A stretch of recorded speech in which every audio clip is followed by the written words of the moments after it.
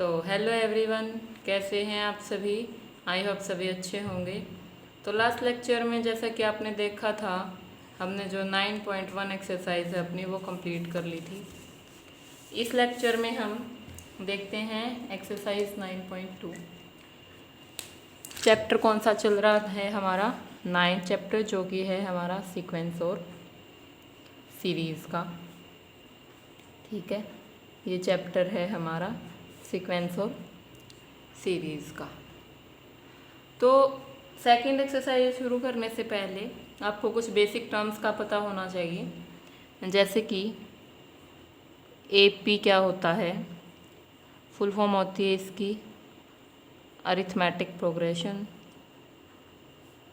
ये होता क्या है, ठीक है। उसके बाद पता होना चाहिए कि फर्स्ट टर्म को किससे डिनोट करते हैं, लास्ट टर्म ऑफ एपी को किससे डिनोट करते हैं। इसी तरह से अगर सम फाइंड करना है तो कैसे फाइंड करोगे, लास्ट टर्म फाइंड करनी है तो कैसे फाइंड करोगे। ये सब चीज़ें जो बेसिक्स हैं वो आपको पता होना चाहिए। तो सबसे पहले देखिए आप कि अरिथमेटिक प्रोग्रेशन होता क्या है। आपको पता है हमारी कोई भी सीक्वेंस है, अगर A1 A2 A3 A4 up to AN, ठीक है, ये आपने कोई सीक्वेंस ली। अगर दो कोई भी आप कोरस्पॉन्डिंग टर्म्स उठा के देखो, इसमें A1 और A2 के बीच में, A2 और A3 के बीच, A3 और A4 के बीच, ऐसे ही आप AN-1 और AN के बीच कोई भी दो कोरस्पॉन्डिंग टर्म्स उठा के देखो, अगर उनके बीच का जो डिफरेंस है सेम आता है हर जगह से, ही A3 A4 के बीच में सेम है और AN-1 और AN के बीच में भी सेम डिफरेंस है, तो अगर कोरस्पॉन्डिंग टर्म्स के बीच डिफरेंस सेम है किसी भी सीक्वेंस में, तो उस सीक्वेंस को हम बोलेंगे अरिथमेटिक सीक्वेंस।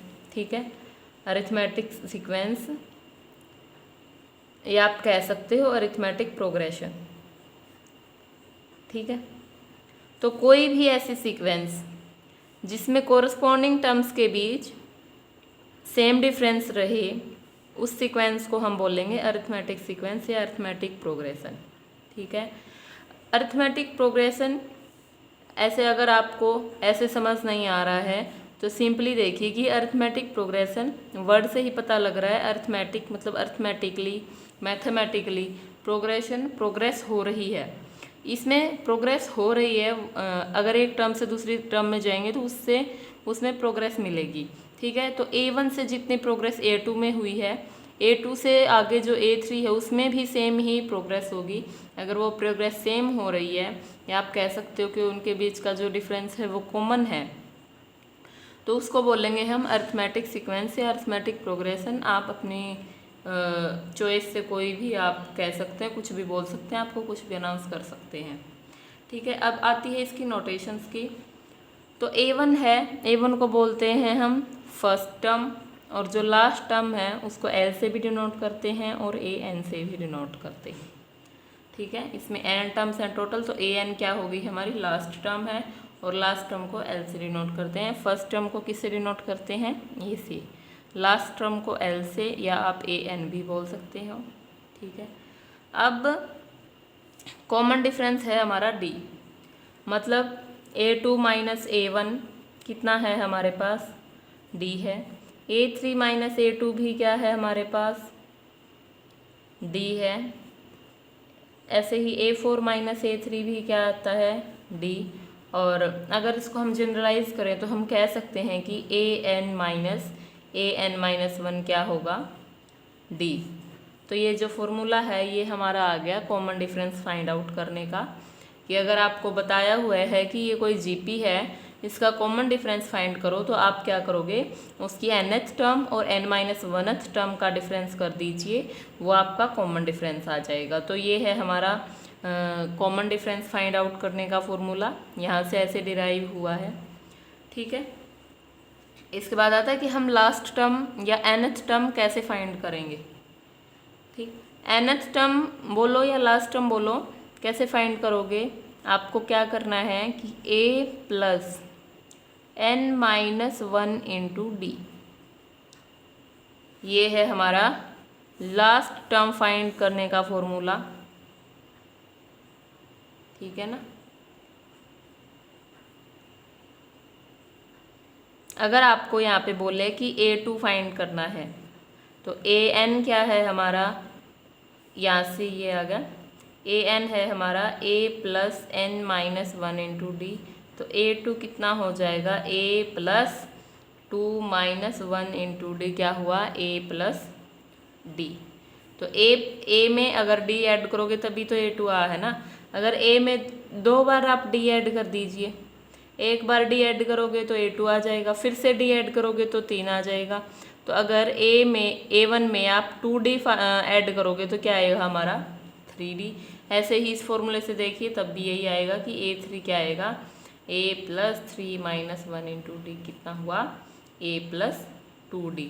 तो इसको अगर जनरल फॉर्म में लिखेंगे तो an हो जाएगा a plus n-1 into D. यहाँ से ऐसे ही डिराइव हुआ है, ये जनरल हो गया।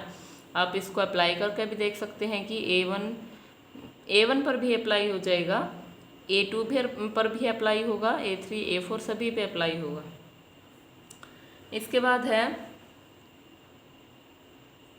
सम of AP। Sum of AP को हम डिनोट करते हैं SN से, ठीक है।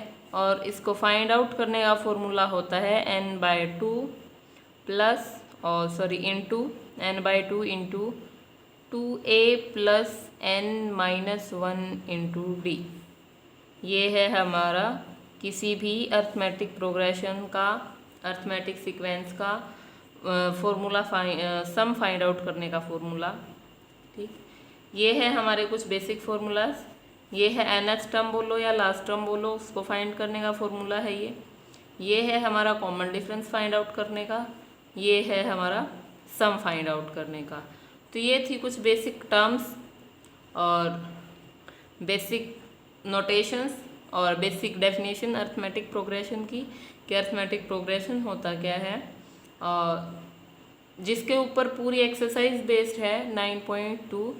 तो आपको सबसे पहले तो ये बेसिक्स ही आने चाहिए कि इसमें क्या क्या नोटेशंस हैं, फर्स्ट टर्म को किससे डिनोट करते हैं, लास्ट से को कैसे करते हैं, और अगर आपको लास्ट टर्म या सम फाइंड आउट करना है, कॉमन डिफरेंस फाइंड आउट करना है तो आप कैसे करोगे।